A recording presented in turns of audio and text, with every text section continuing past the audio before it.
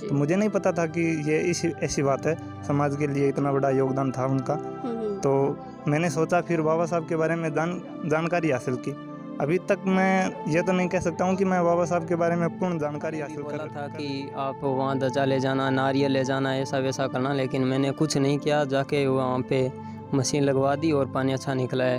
उससे मुझे खुशी मिली है कि मैं पाखंडवाद को छोड़ दूँ तो फायदे रहेगा।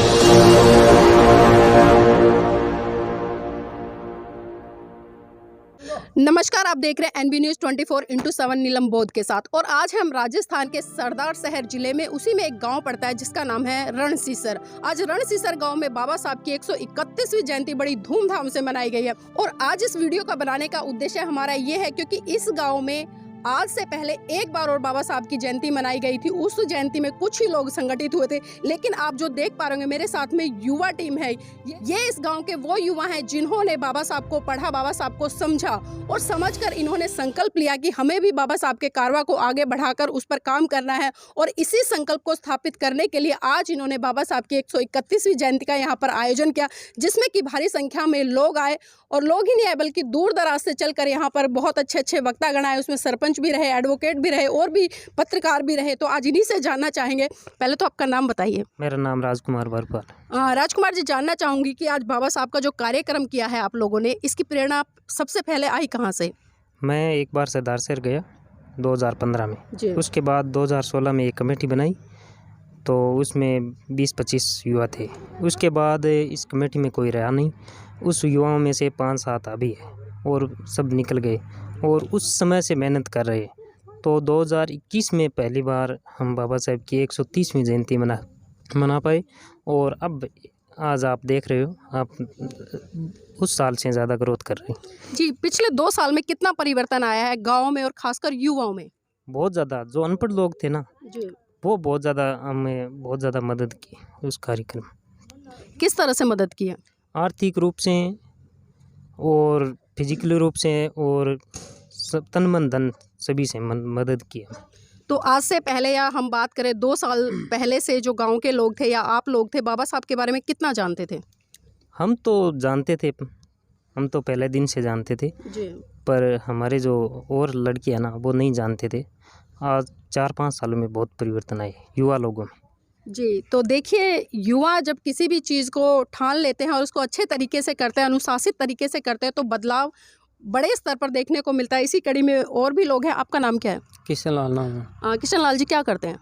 बस खेती और पढ़ाई दोनों करता हूँ। खेती और पढ़ाई? हाँ, मतलब किसान के बेटे हो और पढ़ाई भी कर रहे हो? पढ़ाई और खेती दोनों करते हैं हम। आज बाबा साहब की जयंती का कार्यक्रम यहाँ पर आयोजित किया गया, तो पहले जानना चाहूँगी कि बाबा साहब को कितना जानते हैं आप? पहले तो थोड़ा थोड़ा जानता था, लेकिन आज आप बताने के बाद बहुत जानने लगा हूँ। और भी ज़्यादा आपका वीडियो देख के और मैं मेरे दिमाग पे असर डालूँगा कि मैं और धर्म को छोड़ के बौद्ध धर्म को अपनाऊँगा। और इसे हिंदू धर्म में कोई फ़ायदा नहीं है।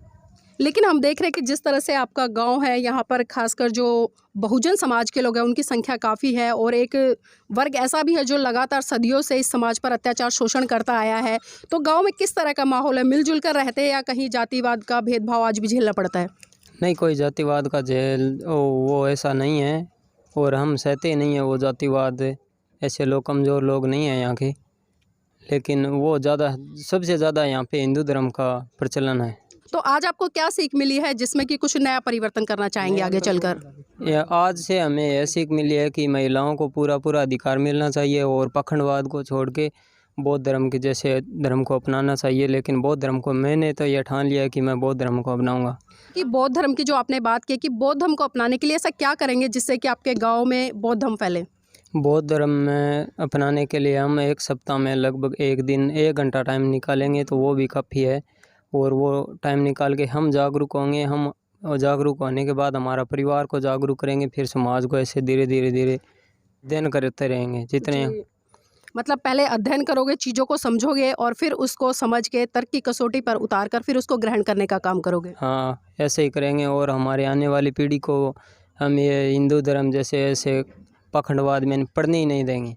और मैं एक घटना भी बताता हूँ। पहले हमारे यहाँ ट्यूबवेल होते थे, तब ऐसे हिंदू धर्म में पाखंड को वहाँ से पता नहीं कैसे कैसे वो जाते थे मंदिरों में और वो दिखा के लाते थे हमें कहाँ पे ट्यूबवेल खोदें और वहाँ पानी अच्छा निकलेगा।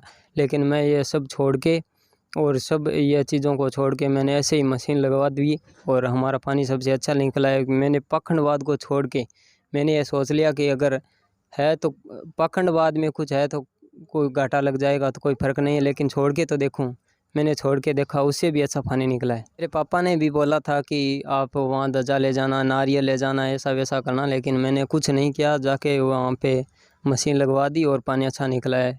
उससे मुझे खुशी मिली है कि मैं पाखंडवाद को छोड़ दूँ तो फ़ायदे रहेगा। मेरे पापा ने बोला था कि वो नारियल कहाँ है, ध्वजा कहाँ है, लेकिन मैंने कह दिया कि वो नारियल नहीं तो नारियल है, न ध्वजा है। आपको खाना है तो दुकान से लाकर खा लेना, ये पाखंडवाद में कुछ नहीं है। मैंने तो मशीन लगवा दी है, 2 दिनों में पानी पी लेना। जी, तो देखिए आपने सुना कि कितना अच्छा उदाहरण है। जो लोग कहीं ना कहीं भयभीत होते हैं भगवानों के नाम पर, पाखंडवाद के नाम पर, कि जब भी गांव में ट्यूबवेल लगता था तो किसी से मुहूर्त निकलवाया जाता था और जगह को चेक कराया जाता था और वहां पर नारियल पूजा पाठ भी किया जाता था। लेकिन जिस तरह से अभी भाई जी ने बताया कि इन्होंने इन सब चीज़ों से उठकर और उस डर को बाहर निकाल कर बिना कुछ करे वहाँ पर ट्यूबवेल लगवाया और उस ट्यूबवेल का पानी आसपास के जितने भी ट्यूबवेल लगे हुए थे उनसे अच्छा मिला, तो ये बहुत अच्छा उदाहरण है सीख लेने के लिए। भाई जी आपका नाम क्या है? जय भीम बहन। जय भीम जी। रमेश बारूपाल है। क्या करते हो भाई जी? खेती क्या करते हैं हम? खेती बाड़ी का काम करते हो। भाई जी आज आपके गांव में कार्यक्रम हुआ है, तो इस कार्यक्रम से क्या कुछ नया सीखा? बहुत सीख मिले हमने, बहुत बढ़िया सीख मिली है। कुछ बताएं हमें 2-4 बातें। हम नारी को सम्मान मिलेंगे और सब पाखंडवाद को ठोकर मार गए और बुद्ध धर्म अपनाएंगे, जानकर अपनाएंगे। कि आप विवाहित हैं या अविवाहित हैं? वही होता है। विवाहित हो तो आपकी जीवन संगिनी क्या करती हैं? पढ़ती है। पढ़ाई कर रही हैं। आप खेती बाड़ी का काम करते हो, वो पढ़ाई करती हैं। करती है। भाई ये पाखंड में नहीं है। आप बाबा साहब पर ध्यान देती है, उसको ही मानती है, पाखंड में नहीं है। मतलब पढ़ाई की तरफ आगे बढ़ रही हैं। आगे बढ़ रही है पढ़ाई की तरफ। जी, तो देखिए बहुत अच्छी बात है कि पुरुष भले खेतों में काम करें, खेती बाड़ी का काम करें, लेकिन महिलाओं को शिक्षित करने का लगातार काम कर रहे हैं, तो ये बहुत अच्छी बात है। भाई जी आपका नाम क्या है? राकेश कुमार। राकेश जी क्या करते हैं? मैं तैयारी करता हूँ दिल्ली मेट्रो की। दिल्ली मेट्रो की तैयारी कर रहे हैं। तो आज आपके गांव में कार्यक्रम आप लोगों ने ही कराया है, तो इस कार्यक्रम को कराने के लिए कहाँ से मोटिवेशन मिला आप लोगों को? बस ऐसे ही पास में को जयंती हो रही थी, 14 अप्रैल का प्रोग्राम था तो वहाँ पे गया। जब मैं 2016 में था, 2015 में मैंने बारियो क्लियर किया था, तो मुझे भी नहीं पता था कि ये बाबा साहब कौन है, क्या कर रहा है, क्या किया उन्होंने। तो फिर 2016 में हमने ऐसे ही बच्चे मिलके गवर्नमेंट स्कूल में एक प्रतिमा भेंट की थी। तो उसके बाद में मैंने सोचा कि ये लोग इकट्ठे होकर, उसमें मैं भी साथ में था, तो मुझे नहीं पता था कि ये ऐसी बात है, समाज के लिए इतना बड़ा योगदान था उनका। तो मैंने सोचा, फिर बाबा साहब के बारे में जानकारी हासिल की। अभी तक मैं ये तो नहीं कह सकता हूँ कि मैं बाबा साहब के बारे में पूर्ण जानकारी हासिल कर ली है, लेकिन मैं कोशिश कर रहा हूँ कि ज़्यादा से ज़्यादा जानकारी हासिल करके उसको आगे तक पहुँचाऊँ। अभी हमने आपके गांव में लोगों से बात किया और वो लोग कह रहे हैं कि हम बौद्ध धर्म को अपनाना चाहते हैं, तो इस दिशा में आप लोग क्या करेंगे आगे? इस दिशा में हम उनको सप्ताह में टाइम निकाल के घंटा एक दिन कोई मीटिंग करेंगे। उसमें उनको पहले हम खुद जानेंगे बौद्ध धर्म को और तरक्की कसौटी पे उतारेंगे। उसके बाद में उनको बताएंगे कि हाँ, ये बौद्ध धर्म कितना अच्छा है, कितना ये वैज्ञानिक दृष्टिकोण पे खरा उतरता है। उसके बाद में उन लोगों को जागरूक करने का प्रयत्न करेंगे। जी, बहुत बहुत धन्यवाद। तो देखिए किस तरह से आज का युवा बाबा साहब को पढ़ रहा है और पढ़ने के साथ साथ उनको जानने का भी प्रयास कर रहा है, और किस तरह से बाबा साहब ने हिंदू धर्म को छोड़कर बौद्ध धर्म ग्रहण किया। आज उस नक्शे कदम पर आज रणसीसर गांव के ये युवा हैं, इन्होंने संकल्प लिया है कि जिस विचारधारा को बाबा साहब ने आगे बढ़ाया और जिस विचारधारा के तहत बाबा साहब ने इस पूरे भारत देश को एक ऐसा धर्म दिया जिसने कि पूरे विश्व में भारत को गौरवान्वित करने का काम किया। और इन युवाओं ने संकल्प लिया है कि हर संडे हम एक कार्यक्रम आयोजित करेंगे, लेकिन उससे पहले खुद हम बौद्ध धर्म को जानने का प्रयास करेंगे, उसे पढ़ेंगे और तर्क की कसौटी पर उतार कर पहले उसको खुद मनोसात करेंगे, फिर जन जन को जगाने का काम करेंगे।